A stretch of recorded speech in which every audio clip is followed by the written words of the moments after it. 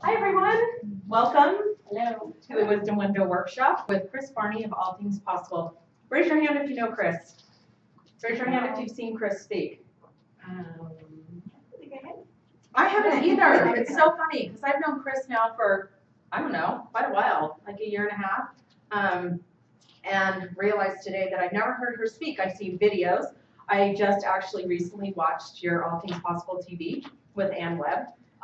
Yeah, I was like, so I've been watching as you release your videos, but I haven't seen you actually present. So this is going to be a huge treat. But what I know about Kris is that she is a fantastic speaker and trainer, and that she really helps people to overcome their stuff, you know, to get through trials, to get through those, all of those different pieces of life that just make you struggle.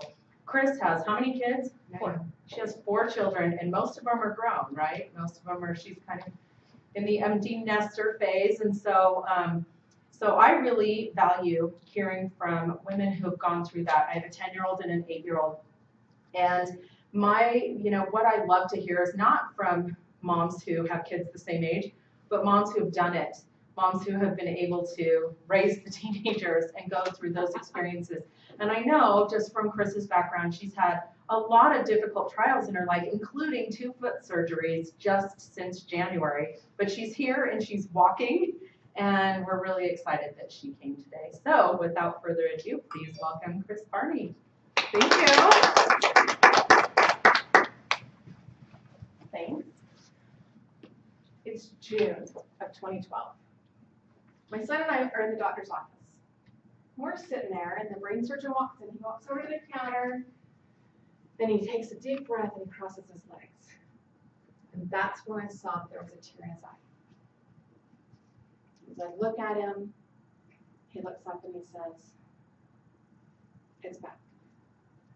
The brain tumor's back for the 3rd time in just 5 months."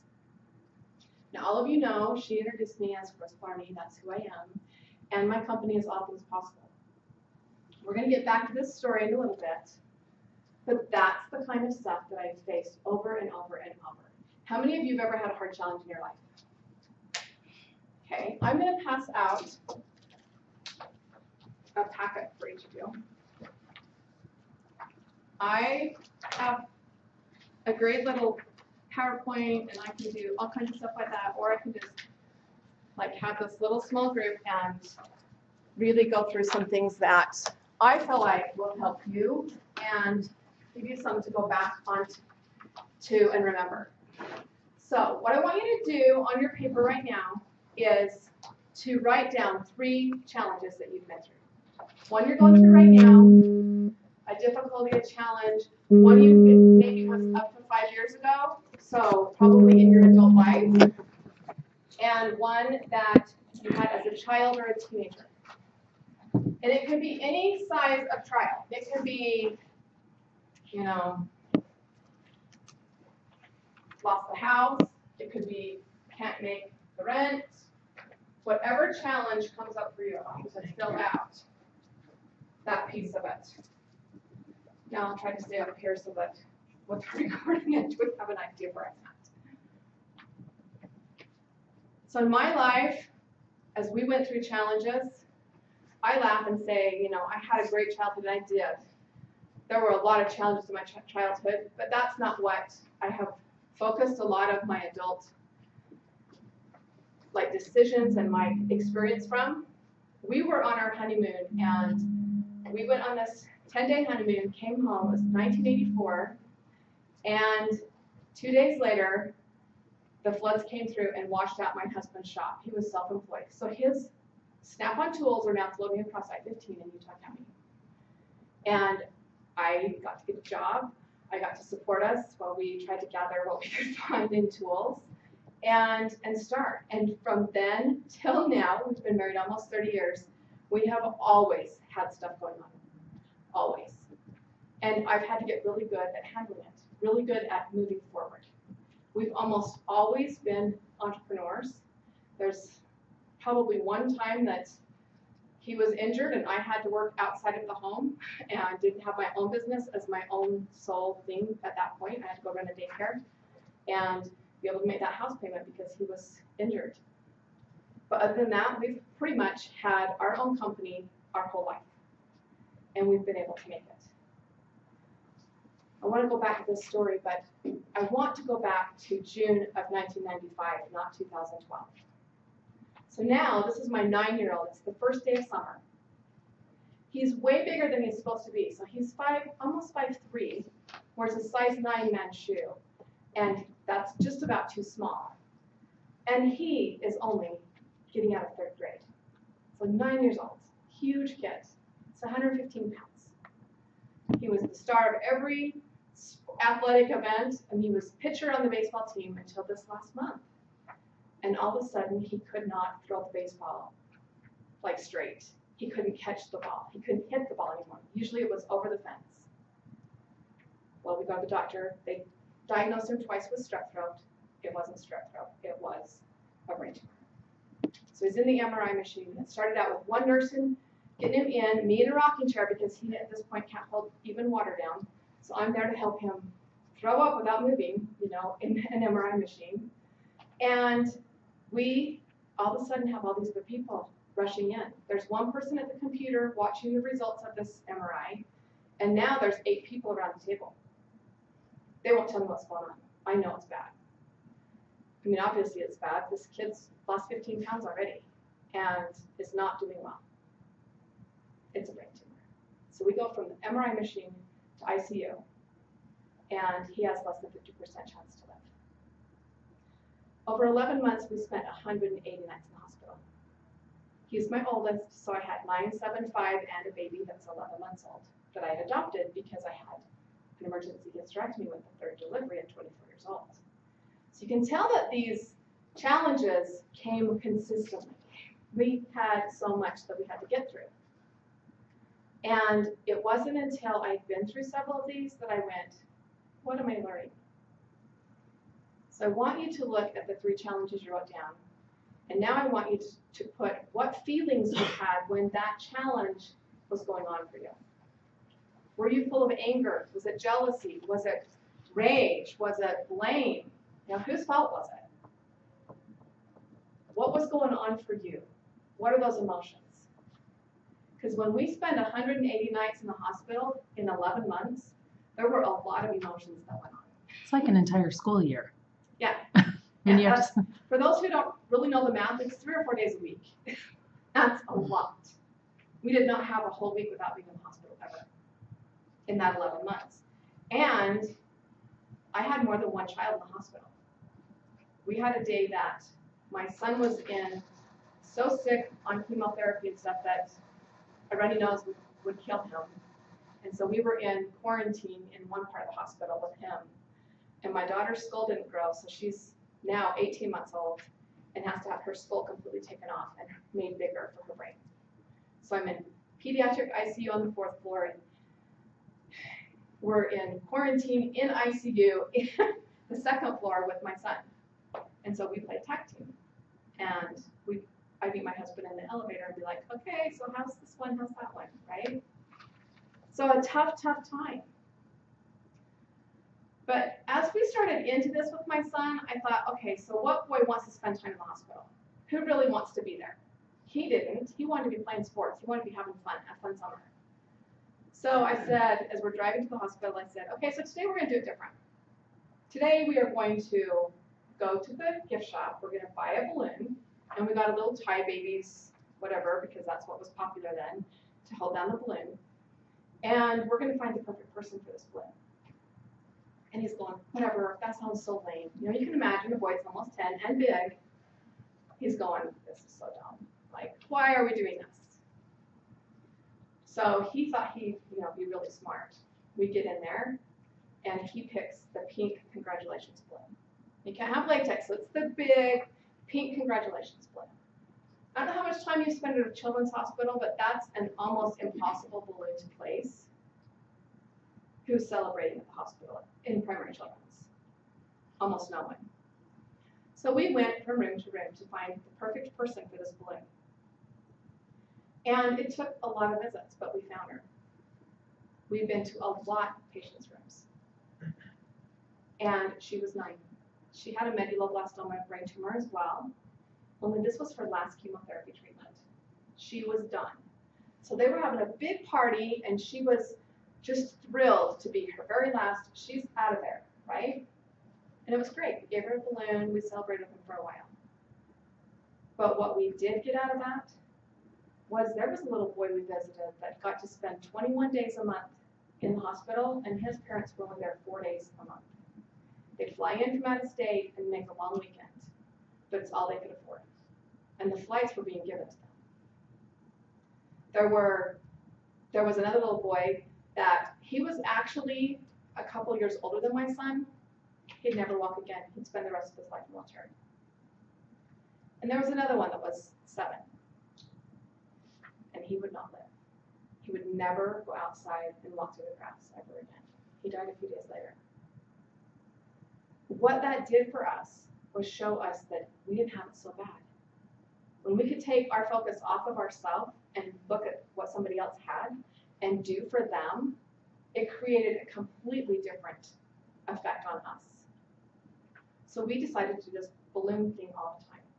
So you say, okay, so this balloon thing's really dumb. You know, you go to the hospital and you get a balloon. We go to the hospital, we couldn't afford a balloon. We couldn't even afford this stupid little stuffed animal, right? We're in the middle of cancer. His medication is thousands a month. But we did it anyway because it made such a big difference. And we did it to the level that the boys that didn't get to come to the hospital were like, no fair, he gets to pick the person for the balloon every single time. So it became a game. It became something to look forward to. Like, we got to go to the hospital. How many times have you thought of it that way, right? It became something that we had to think of differently. So I want you to look at your challenges again. And I don't want you to look at the emotions you feel. I want you to look at what you learned. By going through that, what did you learn? Are you a stronger person today because of it? Are you more patient? Are you more flexible in your schedule? Are you more powerful and empowered? Do you have more knowledge of your own strength and ability? Do you have more confidence? What are some of the things that you learned? Right at the bottom of the page, I want you to think, what have I learned from this? What did it teach me?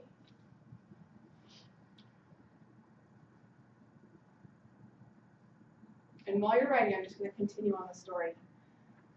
So, we get through our 180 days in the hospital. We get through 11 months. I now have a child that's had her skull redone, so she can't even walk. I have to carry her everywhere, so she's in my front pack.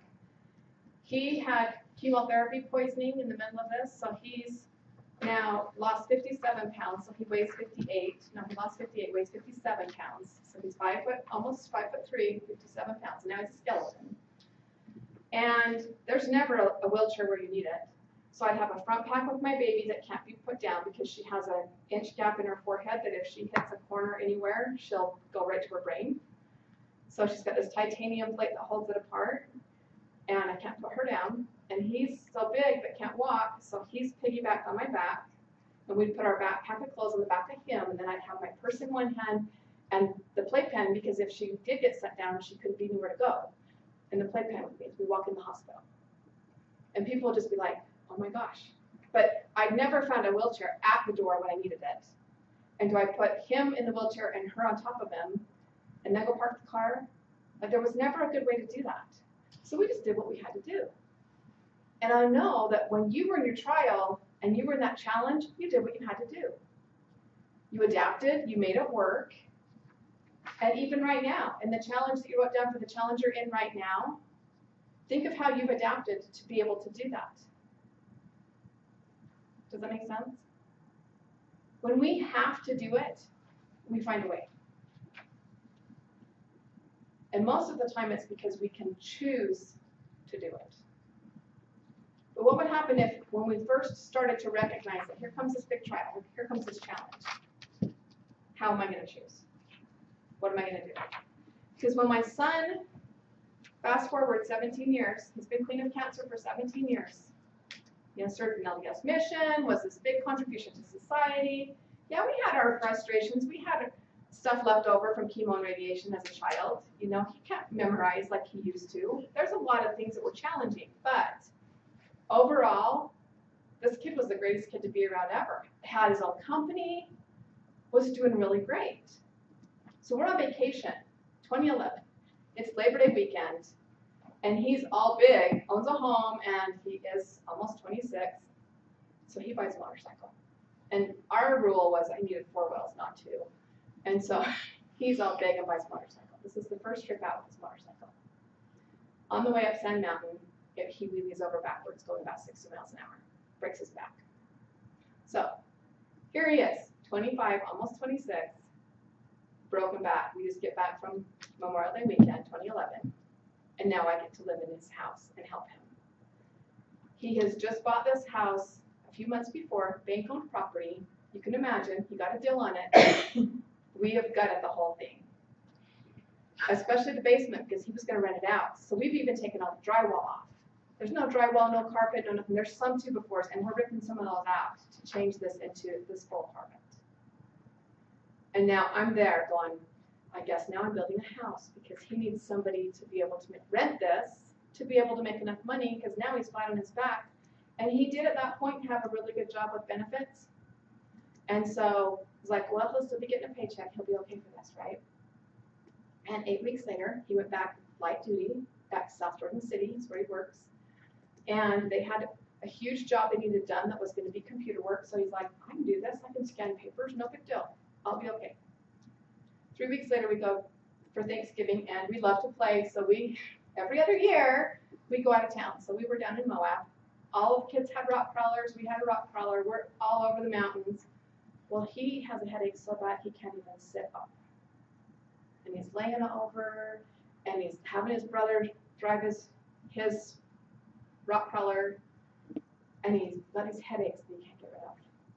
And he'd broken the vertebrae in his back that actually causes headaches, so we'd done acupuncture, acupressure, we had done massages, we'd done all these things trying to help him, but these headaches were getting worse. And by Saturday of Thanksgiving weekend, he couldn't see out of his right eye. So we were like, okay, it's bigger than that. So we come home on Sunday, go to the doctor on Monday, have an MRI. 2 days later, we're in for brain surgery. It's a brain tumor. This brain tumor isn't anywhere close to where the first one was. Had nothing to do with that. This one is right above his pituitary, 2.5 inches in from right here. Above his pituitary and right below the optic nerve. So as the tumor was getting bigger, the optic nerve was getting bent up to where he couldn't see, creating huge headaches. Well, there was no choice. We're in, we have brain surgery, which means take part of your skull off, go under the brain with your little tools. They leave the brain in, they go under the tool from your temple, retract that tumor out. We get home, and this is like the 4th surgery we've done in December, so you can imagine as a mom, I'm like, not again, December, really? Does it have to be this month? But we got through it, it was great. He was recovering really well. Only this time he didn't have vacation pay because he just used 8 weeks. And he only went back to work for 3. He didn't have the time off. He didn't have, a house payment in savings. He's 26. So now it was sell the rock crawler, sell the trailer, sell the toys, and we start making the house payment trying to keep him afloat. And he's now living at my house because when he would stand up, he lost all function of his lower body, so he couldn't walk. And now he's, 200 pounds. He's not 58, and he's not easy to get around. So you can imagine, this is just one of the things that we've gone through is his brain tumors. But you can imagine how things have had to adapt. I want you to think about how the things in your life have had to adapt around your trials, around your challenges. Have you had a sick child? Have you had these things in your life? What I can tell you is if you have not cared for someone that's got cancer, you will. If you haven't had someone in your family or extended family that's addicted to drugs or alcohol or pornography, there's a lot of things out there. You'll have it. If you haven't lost a loved one that was tragic and scary and hard, you will. You will bury someone that you think should still be alive at some point in your life. All of us are going to go through these things. It's out there, and there's no way for you to miss it. You have to decide how you want to see it. So I want you to look at your paper. You have 3 trials you wrote down. Was the feeling more heavy and difficult and harsh when you thought of only the emotional aspect of it? Tell me one of the words that you used to explain how you felt during that trial. What's one of the words you used? Despair. Okay, is that heavy or light? Very heavy. Kris, how about you? Fear. Fear. Heavy or light? Heavy. Okay, how about you? Anger. Is anger heavy or light? It's very heavy. How about Brooks? Overwhelmed. Overwhelmed. Exactly. It's a heavy one, right? Colleen. Well, I've been in denial most of my time about my feelings, so to really get in touch with, I basically would close down every time I was having a challenge. So I really didn't have a heavy feeling, it was just a void feeling. Okay, but avoid and shut down are both heavy to me. Aren't they? Yeah. When you shut down, it's really heavy. It's in a pit. You just pull away from everyone, all your loved ones. You want to be by yourself. You don't have the relationships. It becomes very heavy, very dark. Okay, we're going to skip around just a little tiny bit here. On the 3rd page, you have an emotional spiral. I do all-day trainings, and so I could train for a long, long time on just emotions. But in this spiral, I want you to start to see what word you used and where it is on the spiral. Most of them are going to be in that bottom couple of inches. Okay, when we start to look at something from the emotions that we're feeling, that's where they'll hang out when we call it a trial or a challenge. What about when you look at what you learned? What were some of the words that you wrote down of what you learned? Because for me, I learned how to be empowered. I learned how to be of service. I learned how to have gratitude. I learned how to be patient and have freedom even when we were in the middle of a trial. Well, I learned how to listen to my intuition. So if I have any red flags over something now, I'm like, okay, stop and evaluate this, because that intuition is there for a reason. That's perfect, because this I call my trigger sheet. Find the words that you know that when you hit those words, you're headed down. For me, if I start to lose my patience and I start to feel frustrated, I know I'm going to overwhelm. I hit overwhelm, I have to stop immediately. If I start feeling overwhelmed and I don't stop and go the other direction, then I will continue into the pit. So find a couple of words that live for you. Is it overwhelmed? Is it despair? So that you're not in the very bottom. The best thing with this trigger sheet is that it helps you. And if there's not a word on here that lives for you, write it in. What it does is it helps you recognize. I can recognize in a matter of seconds that I said yes to too many things, I have too much on my plate, and not enough time to get it all done. Like the second that I'm going into overwhelm, it's like, okay, send that stuff off to the assistant, breathe, say no, come up with a different plan, right? I don't have to do all of it. And I do teach a big thing on scheduling, that when you schedule yourself to schedule first what you want to do, and then schedule what you get to do. When we're scheduling ourselves, if we schedule what I want to do, meaning I want to exercise because I have a goal to be healthy. I want to have more time with my husband. I want to have time with my kids. I want to have these things done. So if you have things that you want to do, if you will schedule those first in your schedule and then schedule that, okay, so yeah, I have to be at a job I get to be. And it's not have to, because have to, you don't have to do anything. You are completely a choice.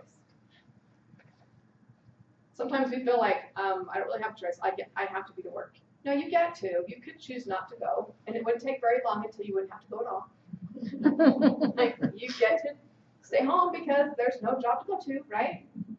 Or if you're self-employed, it doesn't take me very long of not answering the phone until there's no clients.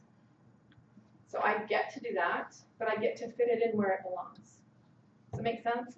And we're not going to have enough time for me to give you a big scheduling thing. But that's one of the first things I have them do is, what do you want to accomplish? What is your focus right now? And how's it going to fit?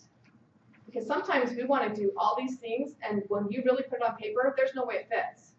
So something has to go. And then you can be like, okay, so I'll do that one in 3 weeks. Or I'll do that when this is done.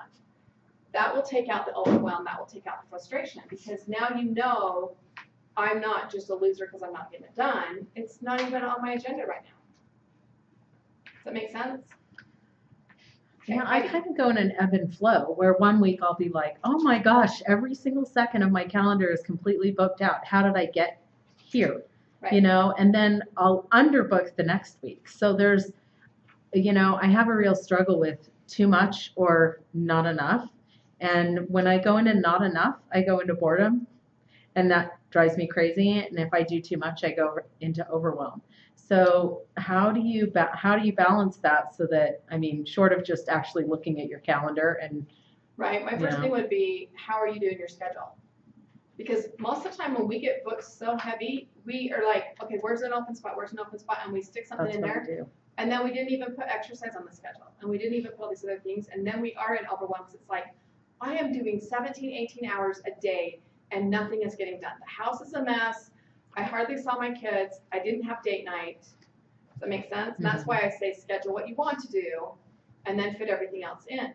If you love to read a book, schedule it.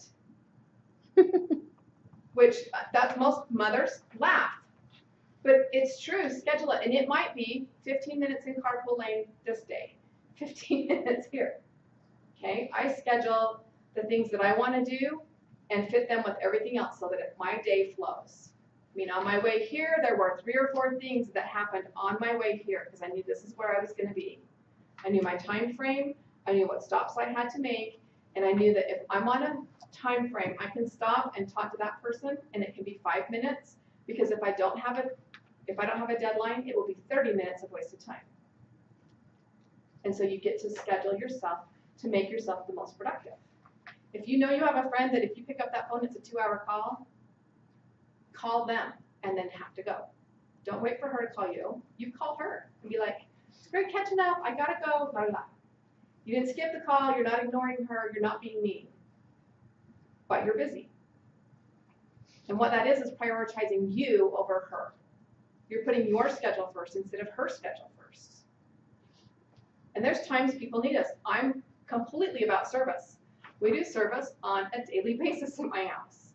You know, we do a supper Santa that it's gotten, I love it, it's gotten huge. We did 5 full families this last year, and it's all anonymous. And we go as Santa and deliver in the middle of the night, Christmas Eve. We've done it since I was pregnant with my first child. So 29 years, and we've done over 100 families. But it's this phenomenal project. All of my kids are earning money now to put towards it. I mean, we had many $1,000s put in this last year, and it's just our personal family. But my kids saved money all year long, and my son took over the Play Santa all month to earn money, and my oldest one with cancer, because he's all about service. So he played Santa all year and all December and took all the money to buy Christmas. So we've got this huge project. So service is something I'm huge about. It will change your life, but you have to have a balance. You have to fit stuff in and you have to prioritize. And at some point, if you don't decide that you're that important, no one else will either. Everyone will treat you exactly how you treat yourself. Yes. Thank you. We already did the first page, so you might have to catch up with me after. And we just talked about the emotional spiral, so the 3rd page. Let's come back to the 2nd page. So that's a big one that you're not going to see on the papers, that others will treat you exactly how you treat yourself. So if you don't treat yourself very well, others won't. If you take advantage of yourself, others will take advantage of you.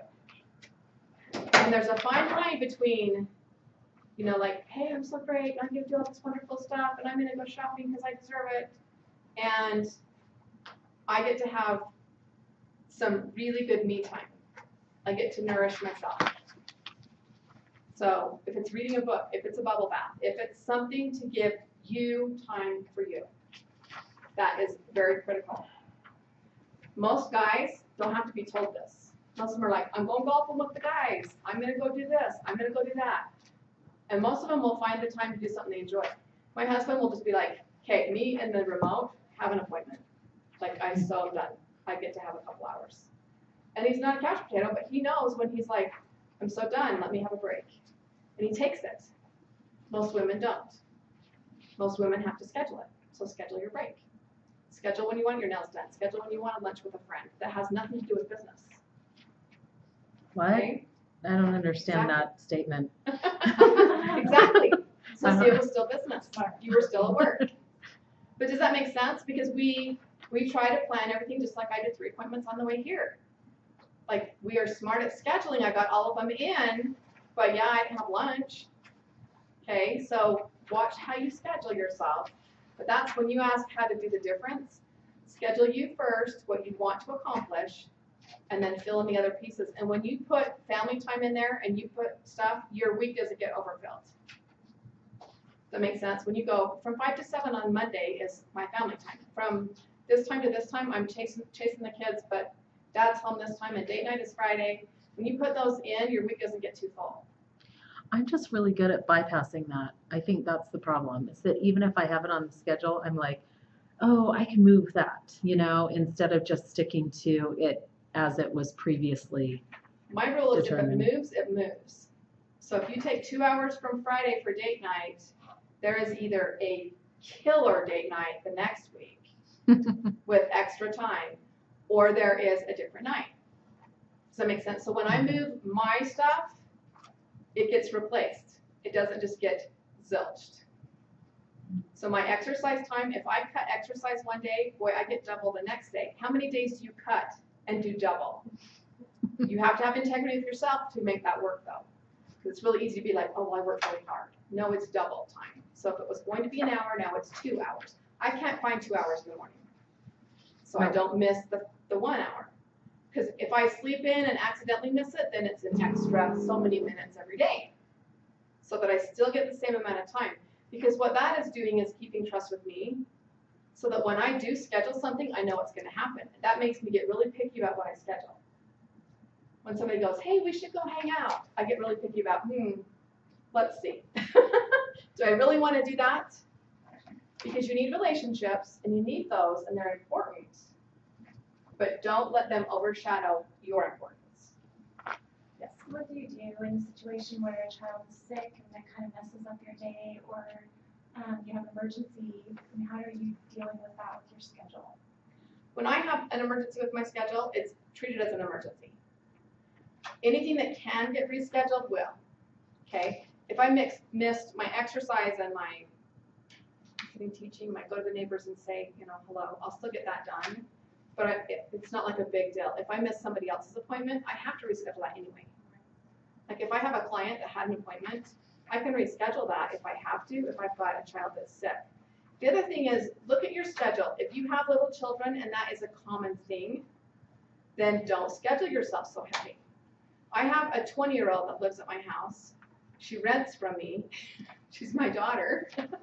But I love that she's back with me because she was having a real big struggle in her life. And she's back living at my home. If I planned on her doing dishes or I planned on her doing something, I would be a fool. She's renting a room, and I have to treat it as that. On a day that she's not working and I have time, I will grab her in a heartbeat and change my schedule and be like, we are having 2 hours together because it's that important. But I still make it up for the other stuff. So you know your schedule. When my son had cancer, my schedule was different. I mean, when he was little, it was different than even when he was big. Because now he's at my house complaining. Because, no offense, but sometimes big men are not quite as tough as little boys. They're miserable, and they want to be cared for. And that he fit in that category of, I'm 26, and I'm not getting up. And when he did, he couldn't walk. So he was miserable. Not that he's a bad patient, but it took a lot of my time. But I knew it was going to.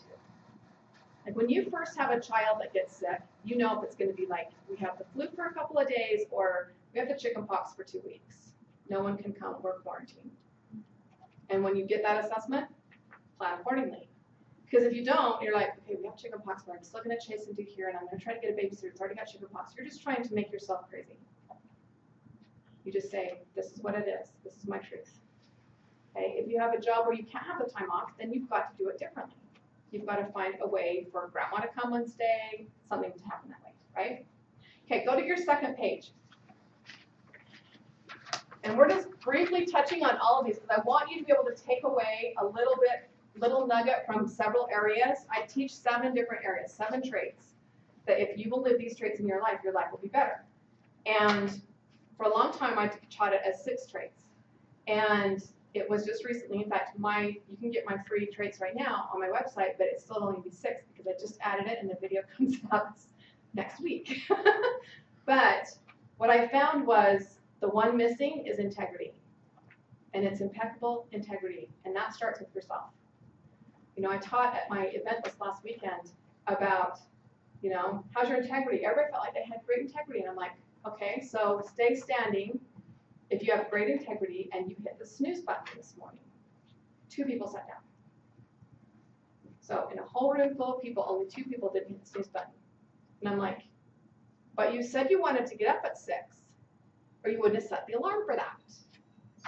What are you doing when you hit the snooze and go, never mind, I don't really mean it?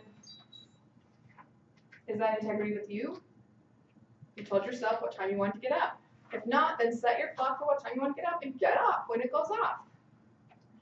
And they were like, what's the big deal with that? And I'm like, okay, so look at your life. Are you showing up that many minutes late? When you have a deadline, is it done or do you push for a little bit more time? When dinner's supposed to be on the table, is it there or is it like, oh, I had a phone call. I had an interruption. Give me a few more minutes. When you have an appointment with a family member or someone, do you push the time or are you on time? Now, there's going to be some things you're on time for. Are you a golfer? Are you on time for tea time? Absolutely. Absolutely, you're on time for tea time, right? Women, are you on time for your nail appointment? Absolutely. But are there other areas where we're late? Where we're not quite and going, oh, it's okay, the meeting's from here to here and I can miss 10 minutes, okay? Stop hitting your snooze button and see how fast you start hitting on time. Everything that we do correlates. And so when you have integrity with you, you adjust in other areas of your life. And things fall into place. So what can I do to change how I'm feeling if I am not positive? That's the first lines on. Do you have the packet? Yes. What can you do if you have feelings that aren't positive? Any ideas? If you just get up and you're just feeling like, oh my gosh, I don't feel good today. What can you do?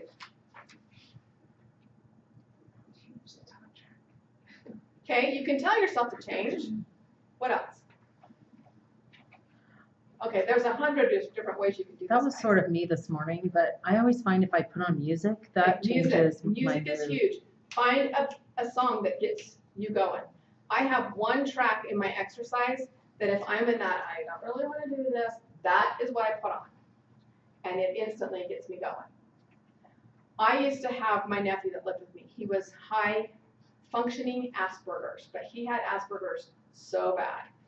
And he would get in this with me. And he was 240 pounds. He was huge, hard to handle.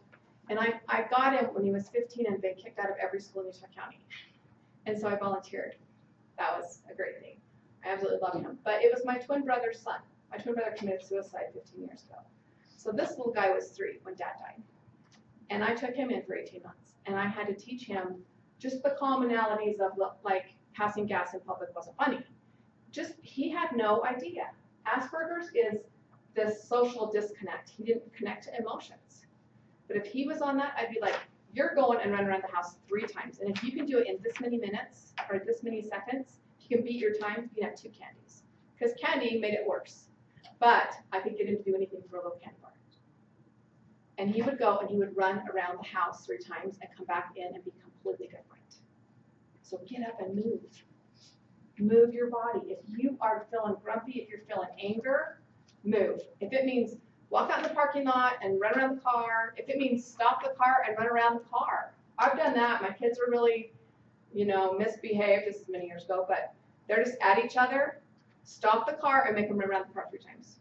And see who can be fastest. And then you get back in and everybody's laughing because everybody's watching you. You know, or we've been stopped in construction and my kids will do leapfrog down the, like while you're on the freeway waiting, they'll do leapfrog as teenagers. They're doing leapfrog and they're, 40 cars ahead of you with the stalled traffic, and pretty soon everybody in their cars is laughing instead of angry that they're stopped. Just shift it. Find what shifts it for you. Movement will do it, music will do it, and a lot of times taste will do it. If Like sugar? Just kidding. Well, Like M&Ms? I know a lot of women that chocolate's their thing. Like, I gotta have some chocolate. If that helps you, then by all means have, that really nice chocolate in a tucked away place that you have one little piece. If that's your reward. But find a reward for you. If it's, I get to sit on the couch and watch 15 minutes of whatever. Or I'm gonna go do Facebook for 15 minutes because I'm just so done right here. What is it for you? I find it's read an inspirational book, write in your journal, do gratitude. We're going to get to that in a minute, but shift your energy because you're choosing to stay there. So choose something different. The absolute key to abundance is gratitude. Gratitude every single time will give you great rewards. What we are grateful for, we attract and we get more of. So if you feel like that your life isn't as abundant as you want it to be, find more gratitude. If you feel like that, God, I'm always the one that's forgotten, start remembering other people. And pretty soon you'll remember it all the time. Does that make sense? How would your life be different if you were to come from a space of gratitude at all times?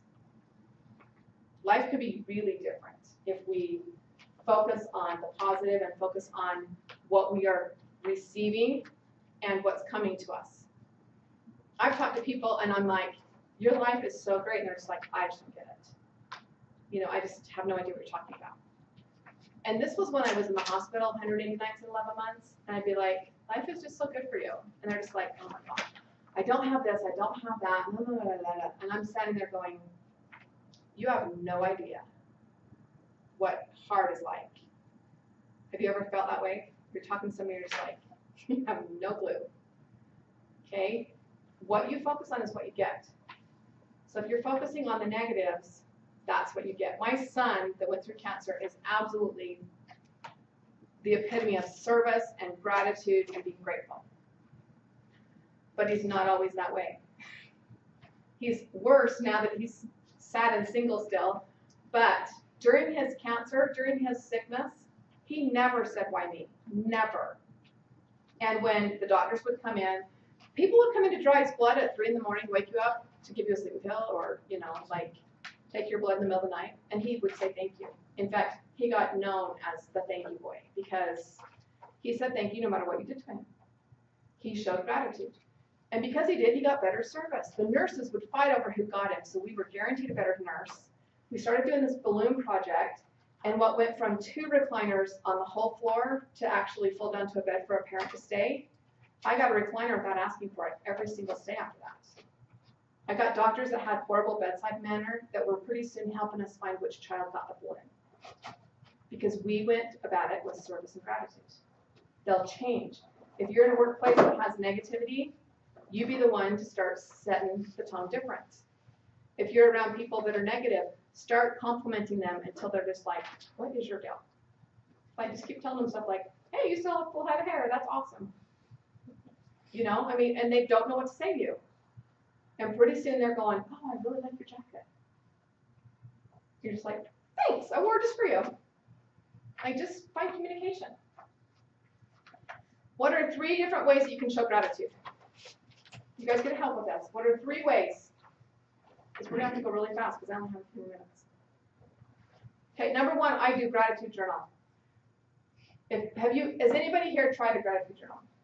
Okay, what do you do in your gratitude journal? Me?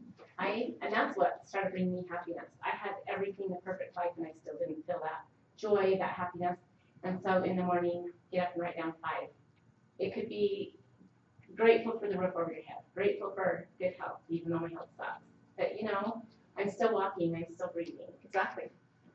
That somebody says, well, you can't write grateful for your health because you have neuropathy and fibromyalgia. And I said, but I don't have cancer. I had a friend who literally on her blog every day, she had to write 3 things that she was grateful for, and she did it for an entire year.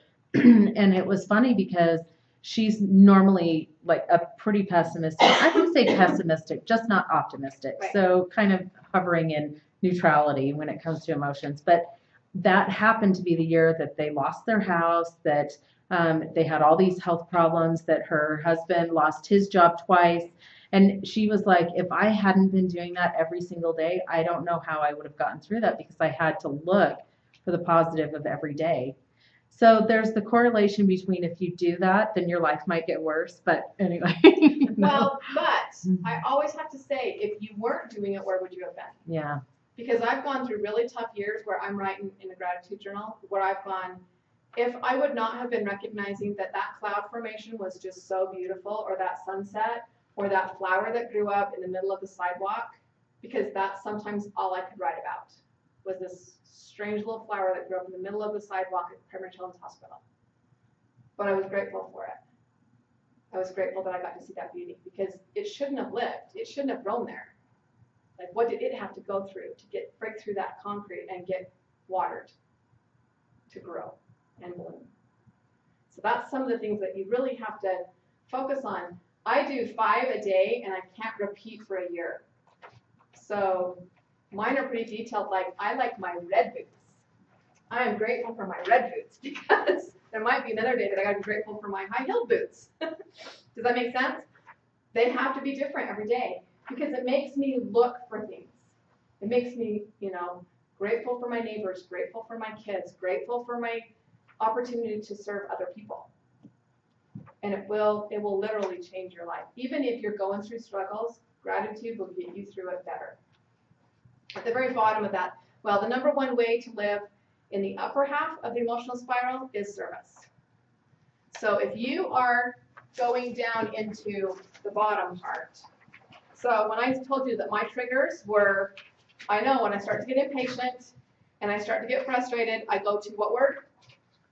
Overwhelm. When I get to overwhelm, first thing I do is go serve somebody. I go do a foot rub. I go, show up and take one of my kids to lunch. Show up and take a friend to lunch. Take food to a neighbor. I walk up to a gas pump and slide my card. I mean, I did one a couple weeks ago that was, this lady was in there with a $5 bill saying, don't let it go over. I only have $5. If you make it go over $5, I can't buy milk. And I'm just like, swipe my card, fill your whole tank up. Like, when you do a few things like that, I do it all the time. We have a $200 a month budget minimum that gets spent every month on someone else. I hand money out, I do stuff, and I get it back every time. I know it's coming back in, because what you put out there comes back to you. And some people will be like, well, how do you know? When did it come? Did it get mailed to you? Did it get this? I'm just like, my husband's a mechanic. We live in a really nice house in a really nice area. We drive cars. I don't have debt. I would say it's coming back. But it will come back. What you put out comes back. So, on the bottom, every day if you ask yourself these 2 questions, these 2 sentences, how can I serve more people today? And how can I solve more problems today? If instead of being in sales and going, oh, who should we call? Who should we call? Who could we go help? Who could pay us? If you went, who could I serve today? And who could I solve more problems for today? If you start asking yourself that, you will start having people's names, their image, they'll start coming to you, and you'll be like, that's who I need to go serve. And provide a service. If that's also a monetary exchange, great. You can do it with business, you can do it with personal life. But if you'll ask those 2 questions, you'll know what direction you should go. There's some more stuff that you can read on that page that we didn't cover. The last thing that I want to cover really quick is the power in your words. I have a big presentation that we do with this, and we go through some of the old sayings that used to be said and their meaning, because a lot of times those sayings that we have heard, most of us in the room, as children, we heard our parents saying these words. And when you know really where the root of that came from, it has nothing to do with what it really means. You know, like rule of thumb is, does anybody know what rule of thumb is? No. The rule of thumb is how big the man's thumb is, so that that's the size of stick that he could beat his wife with. That's for real. That's where rule of thumb came from. And yet, I know I heard from, in my childhood, rule of thumb. So I have a whole thing I didn't bring because I knew we wouldn't have time. But there are power in your words. In fact, just last week, I had a client that called in sick so that she could have a day off to go on an extended weekend. And guess what happened on Friday when she had the day off? She got sick, violently sick. Okay, what you say is what you get. So if you're saying, oh, I don't have enough clients, what is going to happen? You won't have enough clients. If you're saying, oh, I'm always late, what will happen? You'll be late. One that I said forever was, you know, no matter what I do, I never lose weight. What happened? I dieted. I went to doctors. They could not explain why I wouldn't lose weight. And I didn't lose weight. What you say is what your subconscious wants to be right. It will prove you right. If you say, you know, I don't want to lose my hair, you will lose your hair. Really? Okay? What we tell ourselves, what we hear, what we put out there is what we get.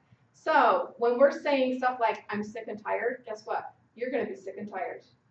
How many times do we get to the weekend and we're just like, oh, and it goes so fast? What if you were to plan something fun for the weekend? Like when you actually plan a trip or something fun, do you actually have fun? And it's like you have plenty of time to have fun. But it's when we're just like, oh, the weekends are just so short. You have a short weekend. You have the same amount of hours, but it's what you're telling yourself. You sleep more, you're tired, or more things come in your space that you have to get done. So be really careful of what you say. I have several people that this is an area that we're working on, is stuff like, oh, that breaks my heart, or something like that. You know, like, oh, that makes me so sad, that makes me so angry. Like, are those the feelings you want to feel? Find something that you can say that doesn't make you feel that way. My husband's a great example of this, and I use this quite a bit. Whenever there's like someone in traffic and they want to pull in, or someone that's jaywalking across and he has to stop, somebody that gets in his way, he's always just like, oh, come on in, and then he goes, and may you have many children. And we always laugh because it can be a little kid, it can be an old grandma, and it's always, and may you have many children. But it's always this funny saying. Find a saying that works for you, so that when things irritate you or something upsets you, you say something funny. Say a little nursery rhyme. Say something that redirects and makes you not dwell on what's going on, so that you can have happiness and freedom. You can have abundance. Find a way to release that bad energy and allow the good energy to stay. Our words have a vibration to them. And so the more you use words that have a higher vibration, the more energy you have. The better you feel, the healthier you are, the more you'll accomplish. When we're always in those negative words, and that's why I've made sure that all of you have a spiral. Look at your language and see how many times you're using the words that are down here and how many times you're using the words that are up here, because all of them have a vibration. And it's really important that we start to learn how to keep ourselves where we want to be. So my time's up. I want to do one little fun thing for you before I go. Anybody have any idea what this looks like?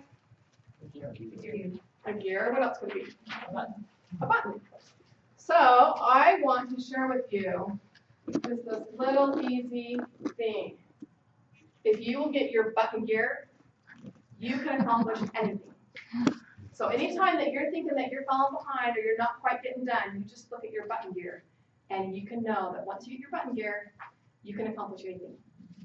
It's a mindset, and really, truly will make a difference, even though it's just really silly and funny.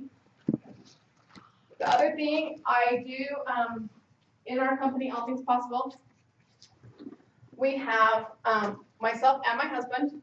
My husband does energy healing, and we have this promotion that you guys are welcome to jumped in and do. It's 2 calls with me and 1 call with him. And if you want it to be opposite, I have had a few people that want 2 energy healing sessions and 1 with me. That will be as good as well. And we can just talk about what you want to move forward through, what you want to have happen. He has great sessions on the phone. If you want to drive out to Harriman, you can actually do those in person. It's up to you. But we do a lot of Skype, a lot of FaceTime. We do a lot of clients over the phone and through, not having to be in person. But if you're in a spot where you would like to be moved to a new level and you would like to change your life, you can give me a call and we can look at this as a possibility. I've got several different programs that I do. I'm not going to any of those, but if you want to give me a call, I would be happy to tell you about those programs and let you know what I do. So, anything else? Thank you. So I had a few things that I really loved that Kris said that I was writing down. The first thing that I really loved was when we have to do something, we find a way to do it. How many of you have experienced that before, where it's like when you just need to dig in? I even got teary, and I'm a big weepy baby, and I seem to cry a little bit at all of these workshops. So, but my cousin was killed in a tragic accident my senior year, in between my senior year of high school and my freshman year of college. And my other cousin, who was just younger than me, was in the accident as well. And she was thrown 60 feet and shattered her kneecap and landed on her face. And it had road rash all over, but you couldn't tell now. She just has one little scar on her chin, but her knee was really shattered. And here I was 18, no nursing skills, only child, really. I mean, I have stepsisters and half-sisters, but I was raised an only child, not by a nursing mom either. And I had to go into total care mode for my cousin. And I had to do things for her as her nurse that, like, to this day, I can't believe that I did it. Although now it would be really easy for me to do. Then it was I just did it. And so that reminded me, when we have to do something, we find a way to do it. And that's what kind of gives us the opportunity to really step out of our comfort zone. And that's where the growth really happens. So thank you so much, Kris. I learned so much. There were so many things. I was taking all of these notes, and I'm really excited to implement them in my life. So thank you so much. So what were some of your biggest takeaways that you experienced? Wendy? I came here really down today and really frustrated, and I just want to thank you so much for helping lift my spirit and giving me some hope. Thanks. Awesome.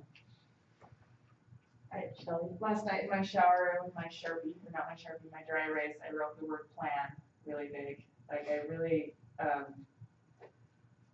been hit over the side of the head several times with, like, if you don't plan your life, someone will plan it for you, and all the concepts that you talk about scheduling, I've known that, and I've been trying really hard to do that, but it was just another, like, yes, you're on the right track, you need to follow through with actually planning things out, and I've tried to do that. My husband's not so good at sticking to the plan, so. Sometimes we have to enroll others to do our plan with us, and sometimes that can be hard. Yeah, so make sure you have enough flexibility. If that's a problem at your house, make sure you have a little bit of flexibility in your schedule. I actually, 2 weeks ago, decided that I will literally turn Facebook off on my phone on Sundays. Like, that's just, if I don't have it there to look at, and I can turn it back on Monday, like, I'm not going crazy, because obviously I use it a lot, for business and things like that, but I'm like, on Sundays, I'm shutting down. And, there's nothing that interesting on my phone if I don't have Facebook going, so great. Well, thank you so much for coming. Next week is a webinar, so it's a live webinar with Bridget Cook. Some of you saw her before, and she's doing her Right Juicy webinar again, and she's expanded it a little bit. So this should be really exciting. So thank you so much again, Kris, and we'll see you next week.